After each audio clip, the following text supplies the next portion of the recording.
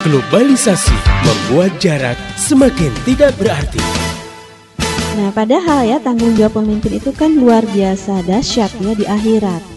Bahkan ketika ada satu rakyat yang sengsara, ya, ini Allah meminta pertanggungjawaban pemimpinnya. Waduh. Subhanallah. Mengapa dia masih bisa tidur nyenyak dan makan kenyang, sementara ada rakyatnya yang mati kelaparan gitu. Lintas budaya semakin mudah diakses tanpa bisa dibendung lagi dan berakibat norma-norma dan moralitas semakin terkontaminasi.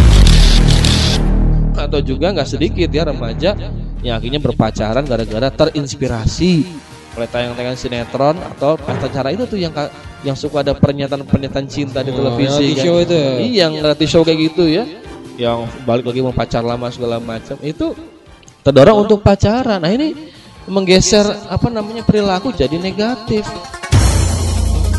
Dan hanya iman yang sanggup membentengi diri. Pendengar yang budiman, angin sejuk kembali berhembus dengan hadirnya Voice of Islam. Kemudian juga bagaimana kita melihat Islam itu sangat mendorong laki-laki perempuan untuk fastabiqul khairat, ya, berlomba-lomba dalam melakukan kebaikan gitu ya. Dan juga kita juga melihat bahwa betapa muslimah ya sahabiyah dulu itu berkontribusi besar dalam perjuangan Islam. Media Islamnet dan radio kesayangan Anda menghadirkan Voice of Islam. Voice of Islam. Voice of Islam. Ya man huwa Allahul ladzi la ilaha illa huwar rahmanur rahim al-malikul. Bismillahirrahmanirrahim. Assalamualaikum warahmatullahi wabarakatuh. Halo Indonesia, halo para pendengar dimanapun Anda berada seluruh tanah air. Ketemu lagi dengan saya Akbar Pembebas dalam program Voice of Islam, kerja bareng Media Islamnet dengan radio kesayangan Anda ini. Insya Allah seperti biasanya selama kurang lebih 30 menit ke depan Voice of Islam hadir menemani Anda dalam rubrik Tibun Nabawi. Alhamdulillah pada kesempatan kali ini para pendengar semua, di studio kita sudah hadir seorang narasumber yang nanti akan berdiskusi dengan kita. Beliau adalah Ustadz Munawir. Langsung saja kita sapa dulu Ustadz Munawir. Assalamualaikum Ustadz. Waalaikumsalam warahmatullahi. Kabarnya hari ini gimana nih Ustadz? Alhamdulillah. Sehat Ustadz ya? Sehat. Alhamdulillah. Mudah-mudahan kita semua juga dalam kondisi yang sehat walafiat gitu ya, sehingga kita bisa mengikuti acara kita dari awal sampai akhir nanti. Nah, baik langsung saja nih Ustadz. Pada kesempatan kali ini kita akan angkat sebuah tema yang berjudul bedanya mukjizat, karomah dan sihir gitu kan ya. Mungkin di luar sana kita bertanya-tanya gitu kan, apa sih bedanya antara mukjizat, karomah ataupun sihir gitu kan, yang identik dengan dunia paranormal kalau sihir gitu kan Ustadz ya. Nah, insya Allah para pendengar semua selama kurang lebih 30 menit ke depan kita akan bahas perbedaan dari tiga istilah yang mungkin saat ini masih tanda tanya besar buat kita semua. Nah, sebenarnya nih Ustadz, pertama gitu ya, apa sih bedanya antara mukjizat, karomah dan sihir itu sendiri Ustadz? Ya, jadi apa sih bedanya ya mukjizat, karomah dan sihir? Mukjizat ini arti bahasanya sebenarnya mukjizat ini melemahkan. Melemahkan musuh-musuh Islam saat itu ya. Jadi mukjizat ini sesuatu yang luar biasa ya, kejadian yang spektakuler, tetapi orang itu disertai dengan pengakuan bahwa dia seorang nabi.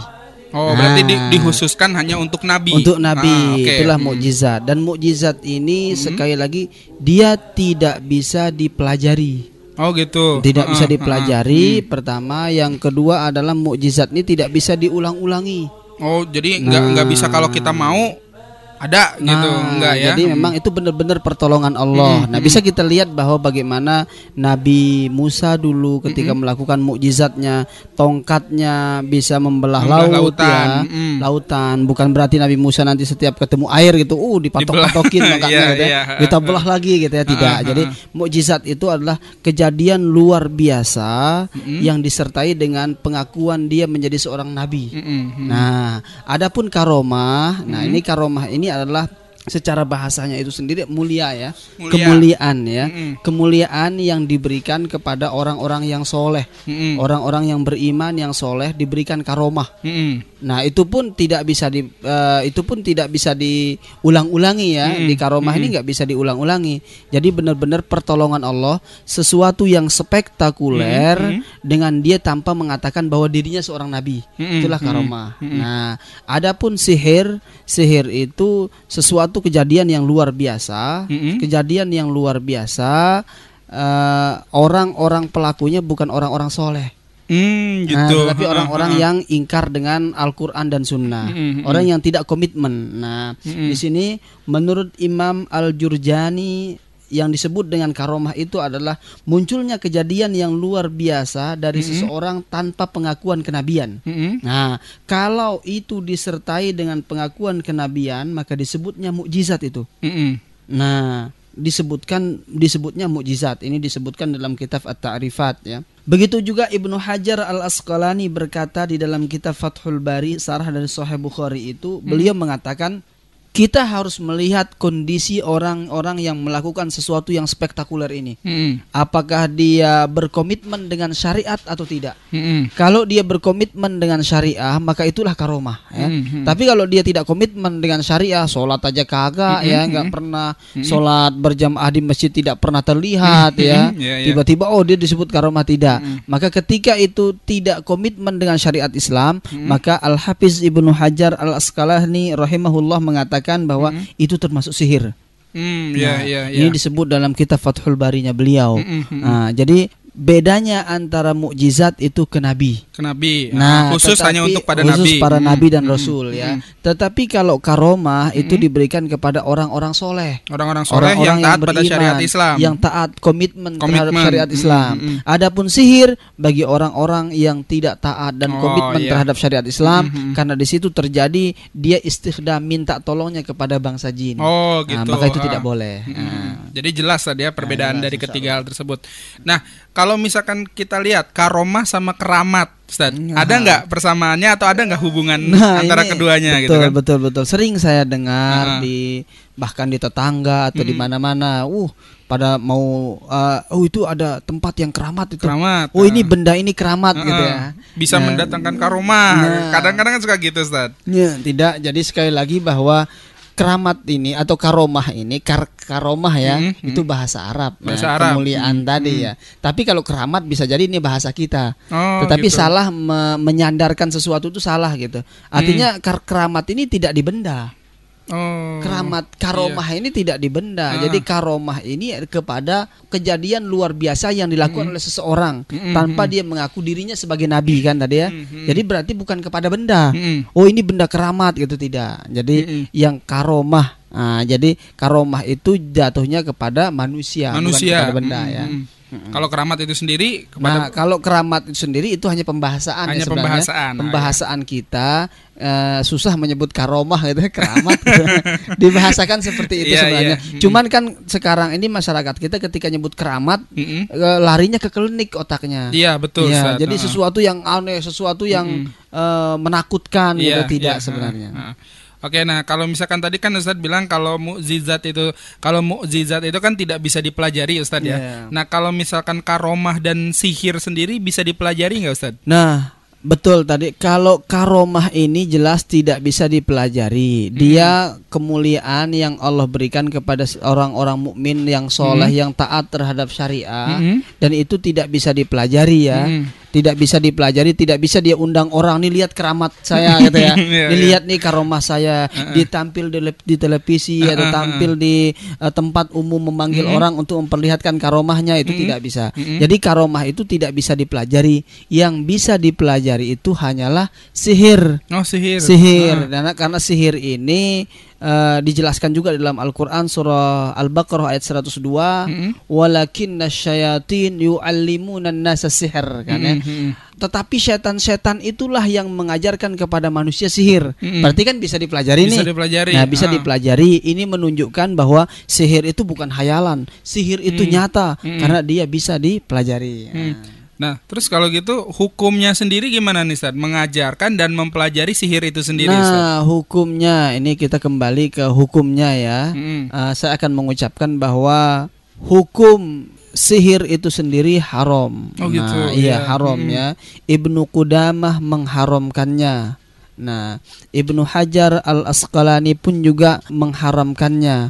Dan pada sepakat ulama bahwa itu adalah haram ketika terjadi istighdam, minta tolong kepada bangsa jin ya. Hukum mempelajarinya itu. Hukum mempelajari sihir itu tadi. Oh, itu tidak boleh. Nah, itu haram hukumnya. Iya. Oh, jadi intinya mempelajari ataupun mengajarkan sihir itu sendiri haram hukumnya saja. Nah, jadi apalagi tadi mengajarkan, mempelajari, mengajarkan, berarti ini ada hubungan ya. Ada hubungan. Sementara di dalam kaidah fikih kita dijelaskan bahwa an-nahyu fi syai'in nahyun fi wasailihi. Jadi larangan terhadap sesuatu itu larangan juga yang berhubungan dengannya. Berhubungan dengannya, betul. Al-wasilatu ilal harami muharramatun ya. Yang berhubungan dengan yang haram itu hukumnya haram. Haram juga. Baik orang yang mempelajarinya si sihir itu, orang yang mengajarkannya, orang yang mengadakan tempatnya, misalnya belajarnya di rumah saya aja, orang yang menyiapkan fasilitasnya, udah tahu dia mau belajar sihir gitu ya, disiapkan fasilitasnya, tetap itu menjadi haram semuanya. Okay. Nah, kalau misalkan kita lihat dari karomah sendiri nih, Ustaz. Tadi kan Ustaz bilang karomah itu diberikan kepada orang-orang solih, Ustaz ya. Nah, pertanyaannya kemudian adalah apakah setiap orang solih itu bisa memiliki karomah atau bisa punya karomah, Ustaz? Nah, tidak. Jadi tidak semua orang-orang soleh yang orang-orang beriman yang soleh ini memiliki karomah. Enggak semua. Karena itu hanya pertolongan Allah saja, bonus sebenarnya ya. Oh gitu. Supaya jangan kita beribadah itu menjadi soleh itu karena tujuannya untuk mendapatkan keramat gitu ya. Iya, zikir karomah, biar dapat karomah. Iya, sebenarnya zikir nih biar saya disebut menjadi orang keramat gitu. Ini karomah ini luar biasa gitu. Itu jadi tidak boleh khawatir nanti tujuan kita salah. Sementara kan tujuan beribadah itu diterima oleh Allah harusnya ikhlas dan al-mutaba'ah. Ada contohnya dari Nabi. Jadi jangan menginginkan niatnya itu jangan ingin mendapatkan sesuatu ya, tetapi ingin mendapatkan keramat gitu ya. Niatnya itu adalah untuk niatnya kita kudu ikhlas beribadah karena Allah dan mengikuti sunnahnya. Ya baik, para pendengar yang budiman, setelah jeda berikut ini kita akan lanjutkan pembahasan dengan sebuah pertanyaan yang cukup unik itu sebenarnya. Kalau kita lihat ada orang-orang yang mengaku melihat jin atau sesuatu yang gaib, apakah itu termasuk orang-orang yang mendapatkan karomah? Nah, untuk itu jangan kemana-mana, tetap setia di Voice of Islam. Assalamualaikum warahmatullahi wabarakatuh. Saya Latifah Musa, produser majalah udara Voice of Islam. Alhamdulillah, sudah 1,5 semester lebih kami mendidik santri-santri pesantren media angkatan pertama dan kedua. Mengkaji dan mendakwahkan Islam dengan kata, gambar, dan suara di website dan program radio sudah menjadi keseharian mereka. Seiring kata dan tingkah semakin tertata, bacaan Al-Quran mereka pun makin indah terasa. Hafalan Al-Quran tiap hari bertambah mengisi rongga dada. Jari-jari merangkai kata, menari-nari, prestasi pun terjadi. Hanya dalam waktu 6 bulan mereka telah berhasil menerbitkan antologi cerpen Cinta 3 Wanita. Sebuah karya yang mendapat apresiasi dari para penulis novel dan penulis buku anak dan remaja.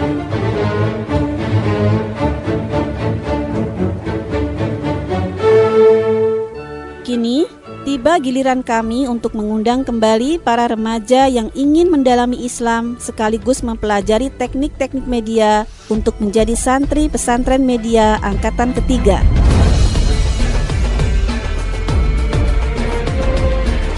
Kami mencanangkan untuk mencetak para remaja menjadi seorang muslim yang kokoh imannya, luas pengetahuan Islamnya, indah akhlaknya, dan menguasai berbagai teknik dakwah melalui media. Kami tidak mencetak mereka untuk menjadi pekerja, tetapi mereka kami cetak untuk menjadi pengusaha media, penulis dan broadcaster handal, tim kreatif, dan sinias produktif.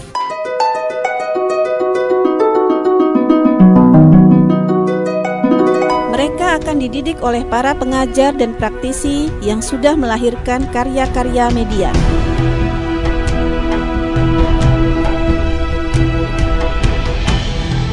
Akidah dan nafsiyah Islamiyah, tata pergaulan pria dan wanita, pemrograman radio dan teknik bercerita, sejarah Islam dan dunia, geografi, IPS dan IPA diajarkan oleh Ustadz Insinyur Umar Abdullah. Problema anak muda, menulis kreatif dan website praktis diajarkan oleh Ustadz Oleh Solihin, Sarjana Ilmu Komunikasi. Ya Rabbal Alamin. Bahasa Arab, tahsinul tilawah atau perbaikan bacaan Al-Quran, Atibun Nabawi atau pengobatan cara Nabi diajarkan oleh Ustadz Munawir, Sarjana Agama. Tahfizul Quran atau menghafal Al-Quran, Ulumul Quran dan Ulumul Hadis diajarkan oleh Ustadz Rahmatullah, Master Agama Islam. Desain grafis dan fotografi diajarkan oleh F. Turmuzi. Editing audio visual, pembuatan stasiun radio dan perkembangan IT terbaru diajarkan oleh Ustadz Purwa Ariandi. Olah vokal dan instrumen musik diajarkan oleh Dedi Arif. Menulis skenario film diajarkan oleh Nafisah FB. Assalamualaikum. May I have your attention please? Throughout our lives, we the Muslim youth have been told that we should have fun when we're young and practice Islam when we get older. Allah will ask us. Komunikasi bahasa Inggris diajarkan oleh Ustadz Solahuddin. Rise for Islam. Rise for Islam. Wirausaha yang sukses diajarkan oleh Dr. Diah Yuli Sugiyarti. Tafsir Al-Quran dan Syarah Al-Hadis diajarkan oleh Guru Besar Asy-Syaikh Dr. Haji Abdurrahman Al-Baghdadi. Saya sendiri mengajarkan fikih wanita, teknik membaca fakta dan analisa berita, dan matematika nalaria. Pesantren Media membuka kelas untuk tingkat SMA dan SMP. Untuk tingkat SMP ditekankan pada tahfizul Quran atau hafalan Al-Quran dan pendidikan prabalik. Syarat menjadi santri: beragama Islam, laki-laki dan wanita, bersedia mengikuti peraturan pesantren. Untuk tingkat SMP, santri berusia minimal 12 tahun atau sudah lulus sekolah dasar, madrasah ibtidaiyah atau homeschooling. Untuk tingkat SMA, santri berusia minimal 15 tahun atau sudah lulus SMP, madrasah sanawiyah atau homeschooling tingkat SMP. Biaya pendaftaran dan pendidikan ditanggung oleh Yayasan Mutiara Umat. Biaya hidup selama pendidikan ditanggung orang tua atau wali santri sebesar Rp660.000 per bulan. Biaya tersebut sudah termasuk makan, minum, obat-obatan herbal, mandi, cuci baju, dan pondokan. Bentuk pendidikan: kuliah, diskusi, dan praktek lapang. Fasilitas: perpustakaan, studio, dan laboratorium. Lama pendidikan 3 tahun mulai tanggal 1 Juli 2013. Jumlah santri 20-30 orang per angkatan. Informasi lebih lanjut dan formulir pendaftaran bisa diambil gratis melalui internet di www.mediaislamnet.com atau di www.pesantrenmedia.com dan dikembalikan paling lambat tanggal 31 Mei 2013 via pos ke Pesantren Media, Kompleks Laladon Permai, Jalan Seruni, Blok E, nomor 3, Bogor. Informasi melalui telepon menghubungi 0251 8630 166. Saat itulah Pesantren Media bangkit. Peserta akan kami seleksi. Hanya mereka yang ingin mewujudkan dedikasi dan karya terbaik di bidang media saja yang akan kami terima. Kata, gambar, dan suara. Pesantren Media menyongsong masa depan peradaban Islam terdepan melalui media. Kami berjuang.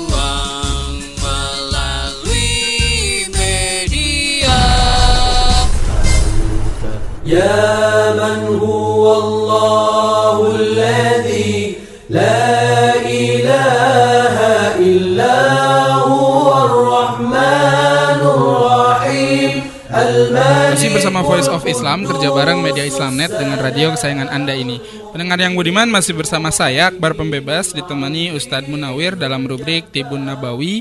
Dan pada kesempatan kali ini kita sedang mengangkat judul tema atau bahasan terkait dengan perbedaan mukjizat, karomah, dan sihir.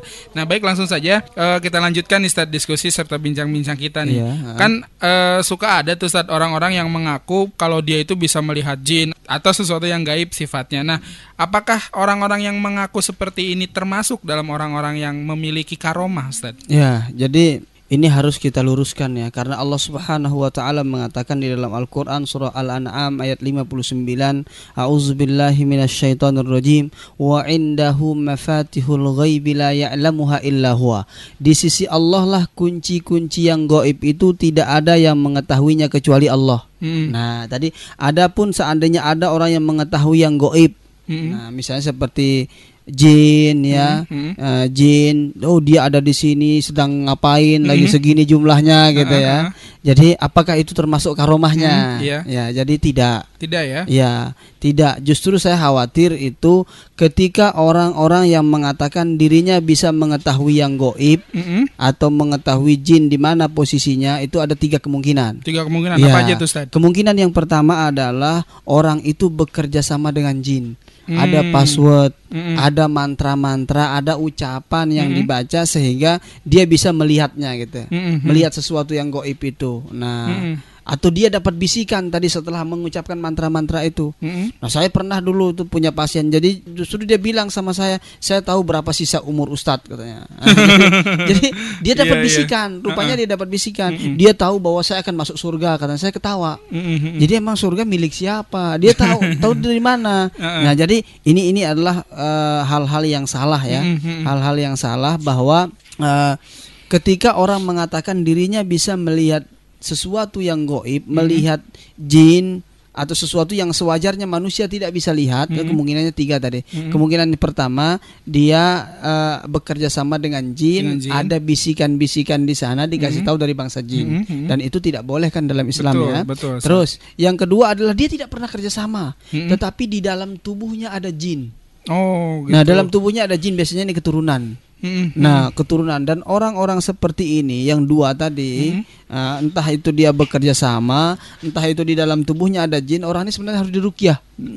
Gitu. Itu sebenarnya gangguan. Nah, gangguan. Bukan karena ketaatan dia kepada Allah terus dia melihat sesuatu gitu ya. Ya tidak pernah dijelaskan dalam Al-Qur'an dan sunnah yang seperti itu. Nah, dan yang ketiga kemungkinannya bohong. Karena dia pikir kan nggak ada yang tahu ini, kita bohong-bohongin aja gitu ya. Jadi kemungkinannya juga bohong. Jadi sekali lagi bahwa bukan karena karomahnya, karena tidak dijelaskan bahwa karomah itu adalah dengan melihat sesuatu yang gaib, itu tidak ada. Yang jelas tadi agar 3 kemungkinan ya.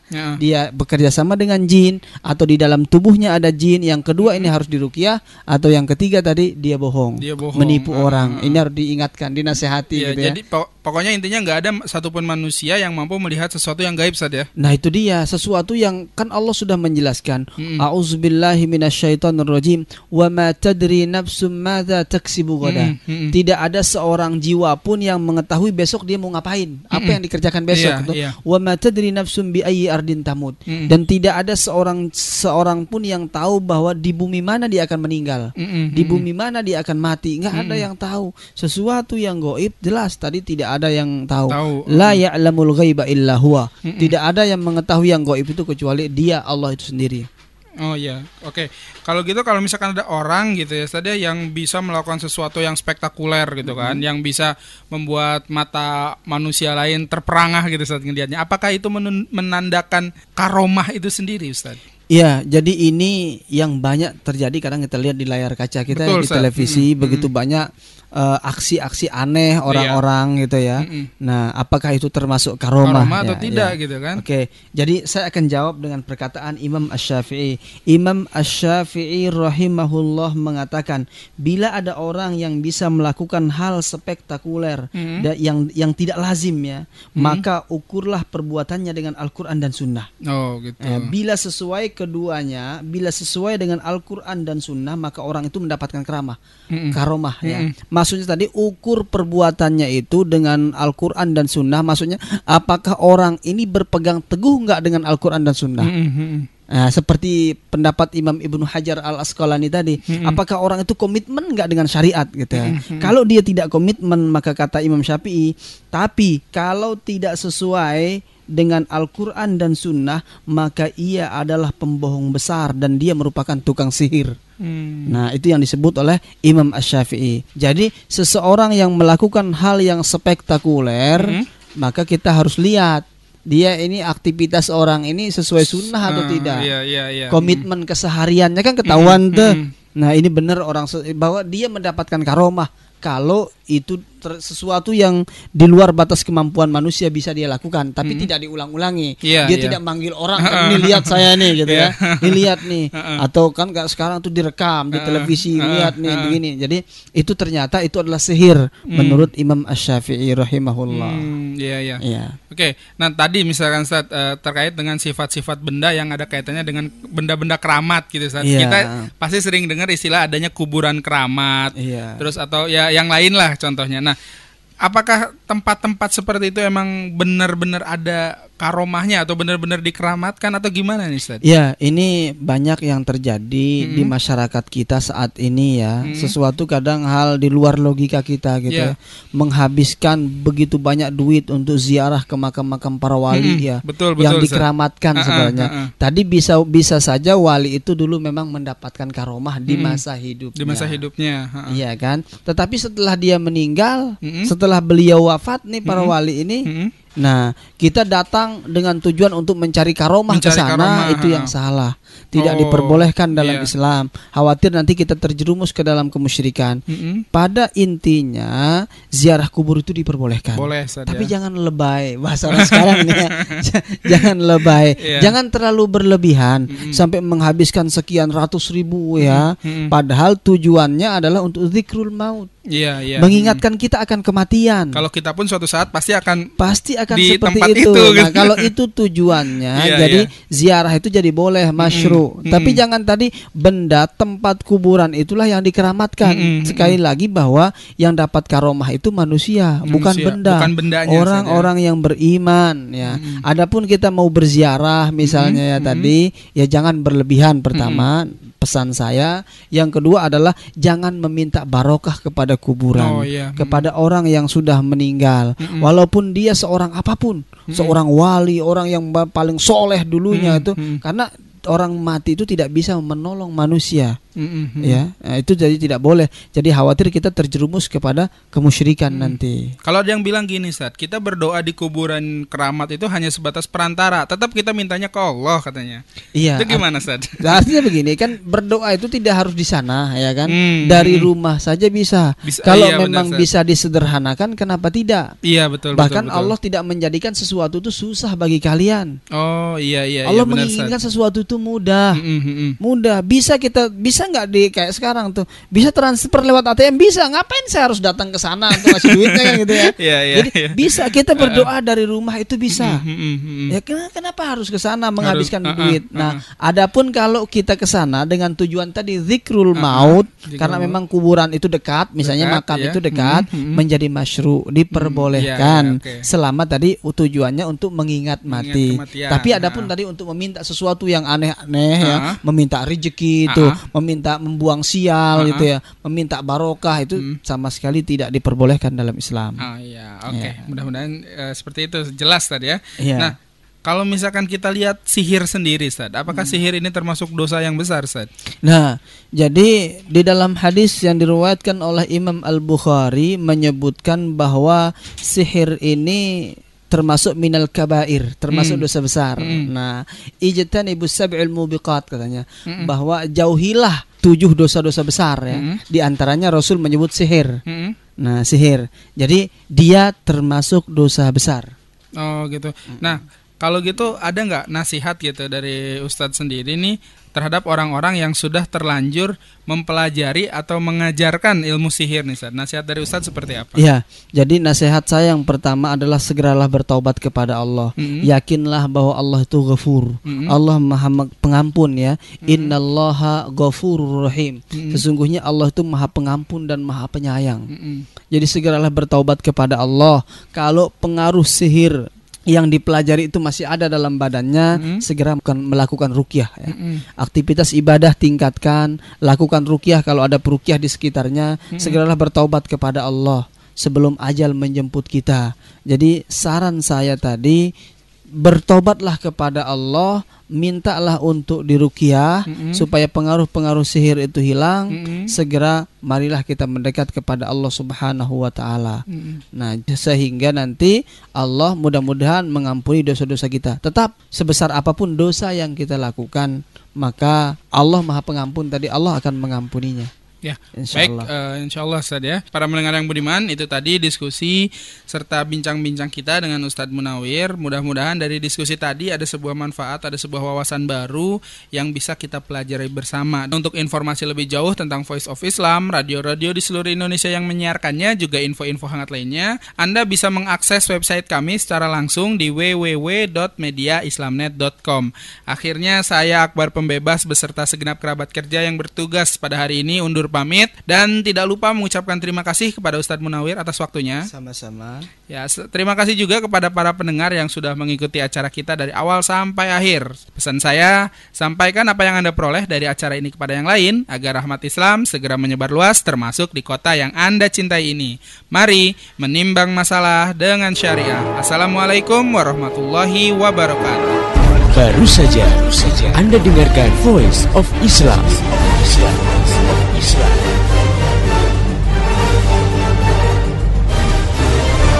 Kembali bisa Anda dengarkan Voice of Islam persembahan media Islamnet dan radio kesayangan Anda ini esok hari di waktu dan gelombang yang sama.